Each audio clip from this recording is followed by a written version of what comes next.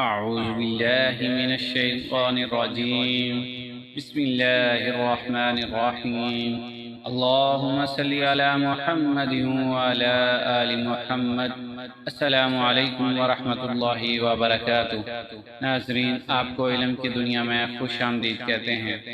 حضرت ابو ذر رضی اللہ تعالیٰ عنہ کہتے ہیں کہ رسول اللہ صلی اللہ علیہ وآلہ وسلم نے فرمایا، جانتے ہو یہ سورج غروب ہو کر کہاں جاتا ہے؟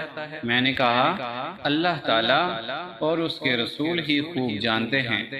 آپ صلی اللہ علیہ وآلہ وسلم نے فرمایا، وہ عرش تلے جا کر خدا تعالیٰ کو سجدہ کرتا ہے، پھر طلوع ہونے کی اجازت طلب کرتا ہے تو اس کو اجازت دے دی جاتی ہے، اور قریب ہے کہ سورج سجدہ کرے اور قبول نہ کیا جائے، اجازت طلب کرے اور اجازت نہ دی جائے، اور سورج سے کہا جائے گا کہ جہاں سے آیا ہے وہاں سے لوٹ جا، بس آفتاب مغرب کی طرف سے طلوع ہوگا۔